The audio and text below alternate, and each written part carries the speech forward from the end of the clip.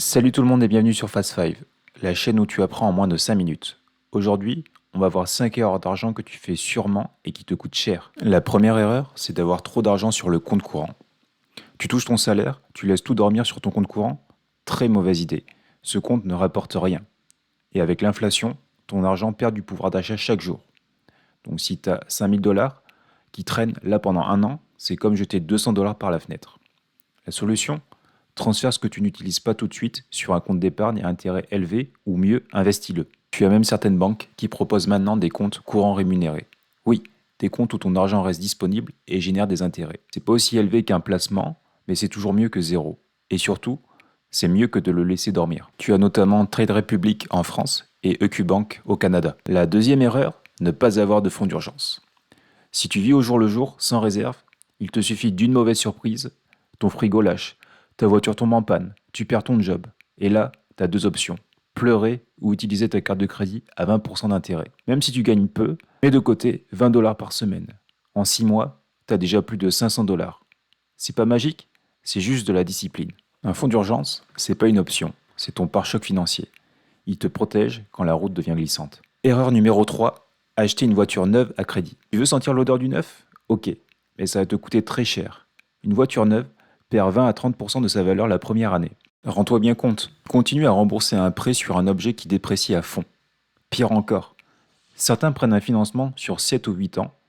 Tu passes presque une décennie à rembourser une voiture qui vaudra plus rien à la fin.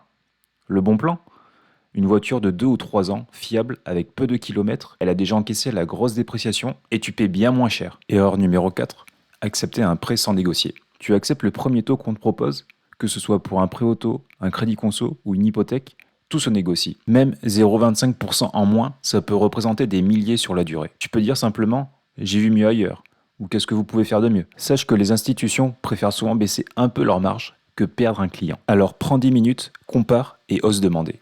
Ton portefeuille te dira merci. Et enfin, la cinquième erreur, ne pas investir régulièrement. Si tu attends d'avoir beaucoup pour commencer à investir, c'est un très mauvais calcul. Ceux qui réussissent commencent souvent tôt, même avec peu. Tu peux investir 50 dollars par mois dans un ETF, diversifié avec un rendement moyen de 7%. Au bout de 10 ans, tu peux avoir plus de 12 000 dollars, alors que tu en as mis seulement 6 000. C'est ça la puissance des intérêts composés. Le secret, l'automatiser. Dès que le salaire tombe, une partie part direct en investissement. Tu n'as même plus à t'en préoccuper. Bon, maintenant, je vais te montrer comment moi personnellement je gère mon argent. J'ai ouvert un compte chez EQ-Bank sans aucun frais. Le compte chèque ou compte courant pour les Français, là où ma paye est déposée, est rémunéré à un taux de 4%, soit 2% net d'impôt, car le gouvernement me prend 50% sur les bénéfices. Ensuite, j'ai placé 3 mois de salaire sur un fonds à intérêt quotidien à 2,2%, qui est exonéré d'impôt, car c'est un CELI. Il est garanti et rachetable en tout temps, donc je peux le récupérer quand je veux. En plus de ça, j'ai 100 000 dollars dans ma résidence principale. Et avec le marché immobilier montréalais en pleine croissance, c'est un bon placement. Par exemple, en 2025, le prix moyen d'une maison unifamiliale à Montréal a augmenté de 7,7% sur un an pour atteindre 671 600 dollars. Mon prochain objectif, c'est de créer un business qui me génère un revenu régulier en plus de mon salaire.